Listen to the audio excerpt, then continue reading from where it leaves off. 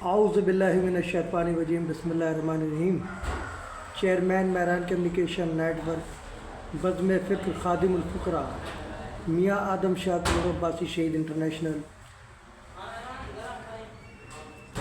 خادم الفقراء میاں نصیر محمد کروڑ عباسی شہید educational and health society Pakistan بزم فکر قائد ملت اسلامیہ شہید تحریک پاکستان نواب بہادر یار جنگ انٹرنیشنل بزم فکر سلطان الواعظین مولانا سید مرتضیٰ ید اللہ انٹرنیشنل بزم فکر دست راست قائد عوام شہید ذوالفقار علی بھٹو بانی بین الاقوامی صنعت نمائش پاکستان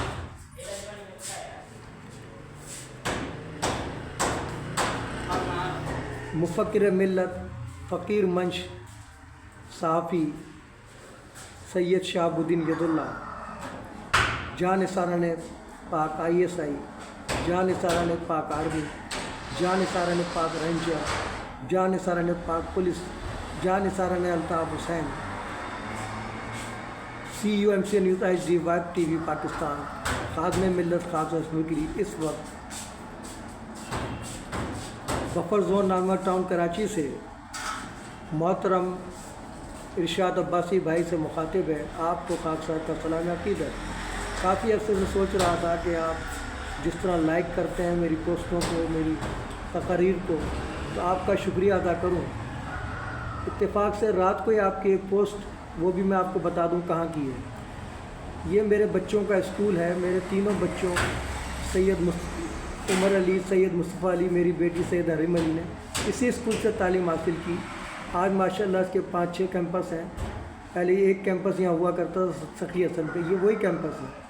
تو پہلے یہاں سر مکرم ہوتے تھے، اب وہ تمام کوچنگ سینٹرز کو دیکھ رہے ہیں، تو یہاں کلاس اٹینڈ کے لیے آتے ہیں۔ باقی سر سلمان ہیں جو اس اسکول کو سنبھالے ہوئے ہیں ماشاءاللہ اچھے طریقے سے۔ تو میرے بچوں کا مادر علمی ہے تو میں اس کو کیسے بھول سکتا ہوں۔ ان کے بڑے احسانات ہیں۔ میں فیس افورڈ نہیں کر سکتا تھا 3 بچوں کی، کیونکہ فیس بہت زیادہ تھی، تو یہ میرے ساتھ خصوصی رعایت کیا کرتے تھے۔ تو میں اپنے محسنوں کو کبھی فراموش نہیں کرتا، لیکن ہمارے اندر جو غدار پیدا ہو گئے ہیں، چاہے وہ عباسی برادری میں ہو، دائرہ میں برادری میں، ان کو آپ کتنا ہی سانپ کو کتنا ہی دودھ پلاؤ، اس کا کام ہے ڈسنا۔ اب یہ ہمارا کام ہے کہ ہم ان سے بچیں، کیونکہ سانپ تو ہر وقت پھن پھیلائے تیار بیٹھا ہوتا ہے، موقع ملنا چاہیے۔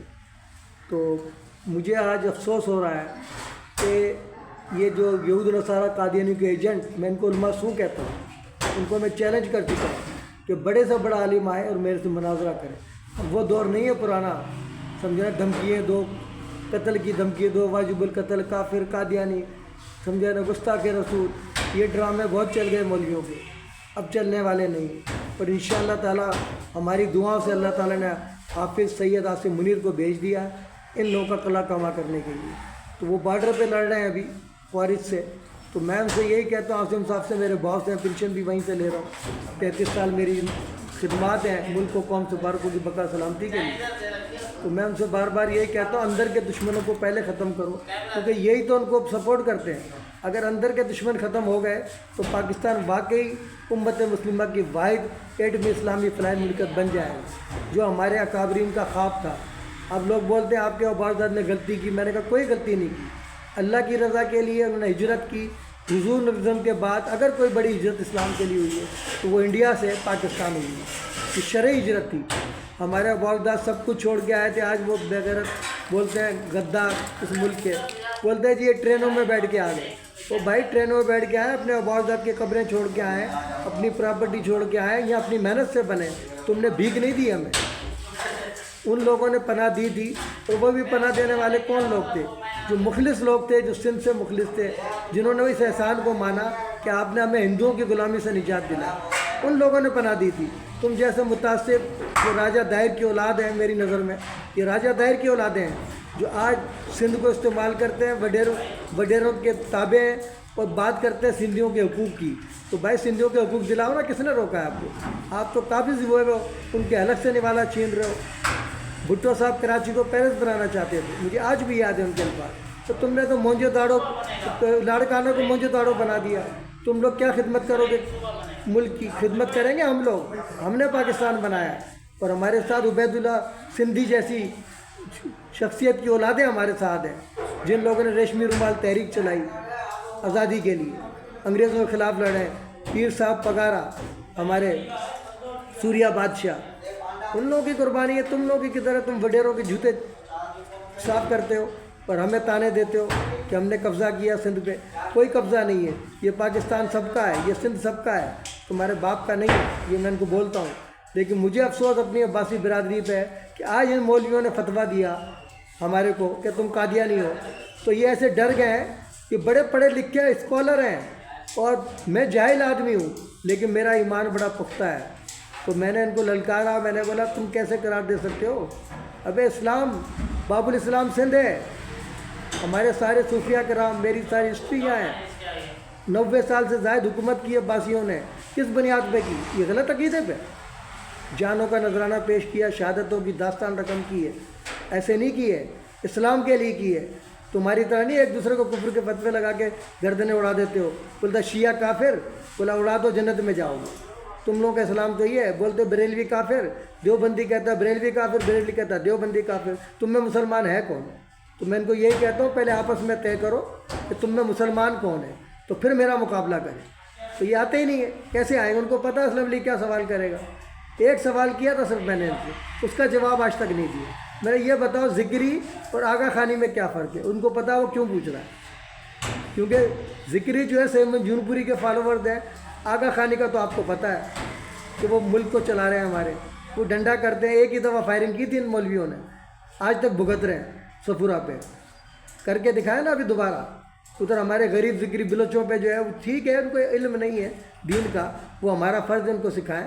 یہ مطلب تھوڑی ہے 27ویں شب کو ان کے عبادت گاہ پہ آپ بمباری کر دیں. یہ کون سا اسلام ہے کہ اسلام کے اب کلاشنکوف سے پھیلا ہے, بم دھماکے سے پھیلا ہے. مسلم کی زندگی اٹھا کر دیکھ لو اس فیصلہ سے. فتح مبین مکہ بغیر کوئی حملہ کیے فتح مبین ہوئی. تو یہ حضور کی 40 سالہ زندگی ہمارے لیے مشعل راہ ہے. حضور کی 40 سالہ زندگی کو آپ دیکھو اور پھر اپنے آپ کو دیکھو, تو شرم سے نظریں جھک جائیں گی ہماری. ہم بات کرتے ہیں عشق رسول کی.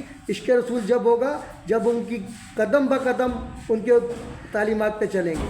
یہ دعوے سے عشق رسول نہیں ہوتا ہے. یہ تو نعرے لگاتے, شراب خانہ لوٹ لیتے ہیں, بولا عشق رسول میں.